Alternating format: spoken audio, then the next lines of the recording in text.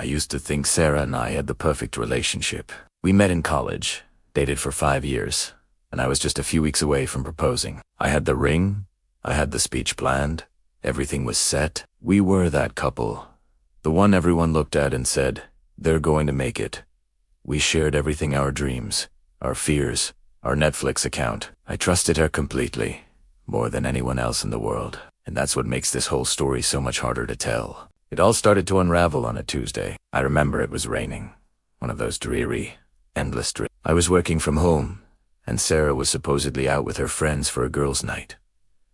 Around 9 p.m., my phone buzzed. It was an email from our shared cloud storage, a notification that new photos had been uploaded. I didn't think much of it at first. Sarah was always taking pictures with her friends. I clicked the link, a little curious to see their night out. But what I saw wasn't a group of girls laughing over cocktails.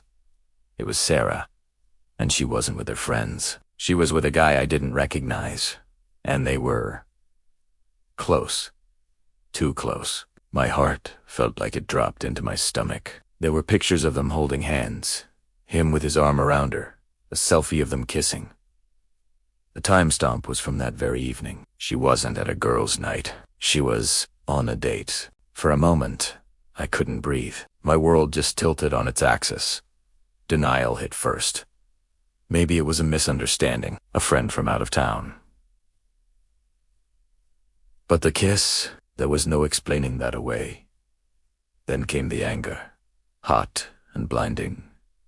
5 years. 5 years of my life, my love, my absolute trust. And she had just thrown it all away for some guy I'd never even seen before. I scrolled through the photos again, my hands shaking. Each picture was a fresh stab in the heart. The worst part was seeing how happy she looked. Genuinely happy. It wasn't a mistake. It was a choice. A choice she had been hiding from me. I wanted to scream, to break something, to call her and demand an explanation. But I didn't. Instead, a cold, chilling calm washed over me. She had broken my trust, shattered my heart into a million pieces.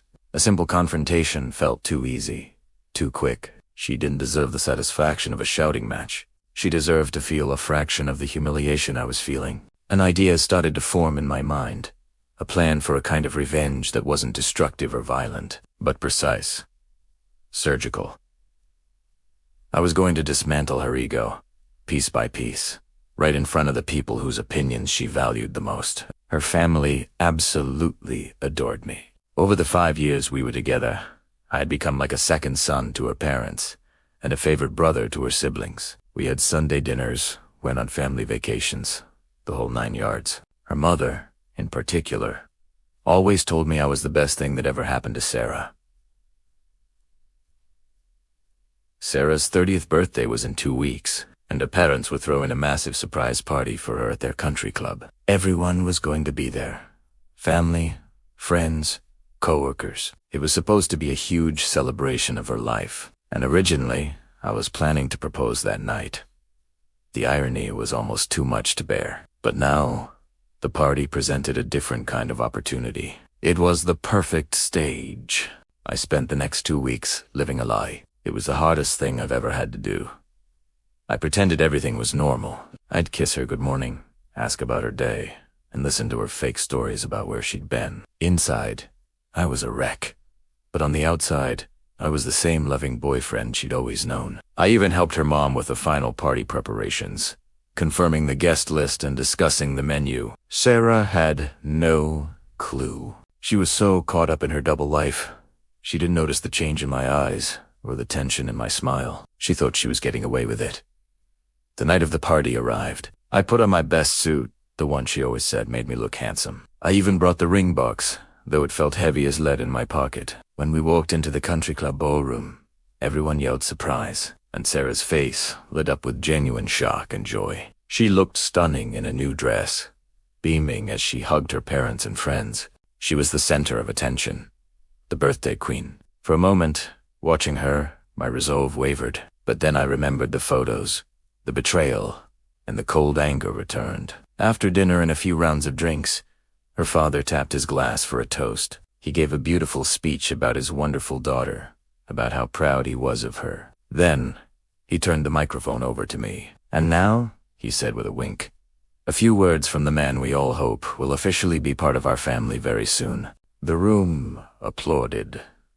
Sarah looked at me, her eyes sparkling, a confident smile on her face. She probably thought this was it, the big proposal. This was my moment. I walked up to the front, took the microphone, and smiled at the crowd. I started by talking about how much I loved Sarah, how the last 5 years had been the best of my life. I saw her mother dabbing her eyes with a napkin. I spoke about trust, about building a life together, about honesty. Sarah was beaming, soaking it all in. Then, I looked directly at her, which is why, I said, my voice steady. I was so surprised when I found out you share all of those same special moments with someone else, too. A confused murmur rippled through the room.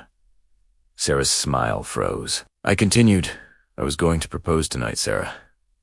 I even have the ring. I pulled the box out of my pocket and opened it, letting the diamond catch the light. But I think this belongs to you instead.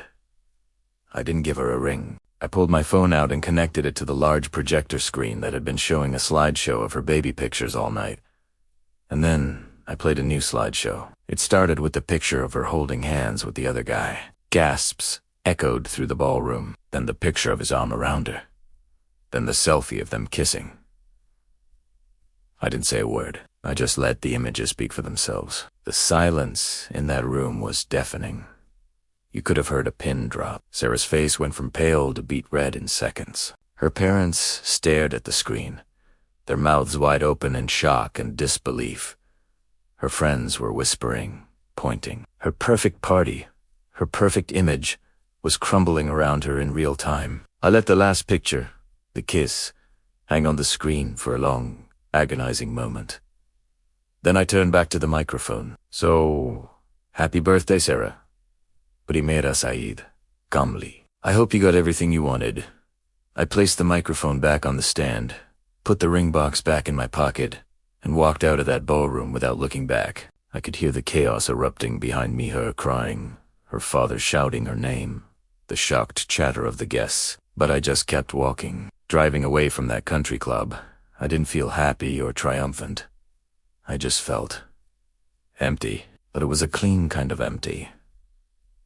The end of a chapter, breaking her ego, didn't magically heal my heart, but it gave me closure. It was about showing her, and everyone else, the truth. It was about taking back control of the narrative she had tried to steal from me. The days and weeks that followed were tough, filled with angry voicemails and texts from her and her family, which I ignored.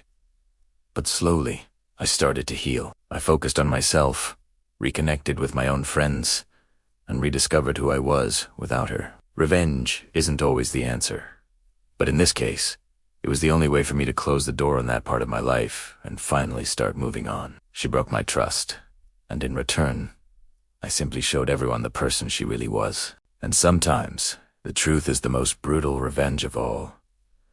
Thanks for listening to my story. If you've been through something similar, remember your worth. Don't be afraid to walk away. Don't forget to like and subscribe for more stories.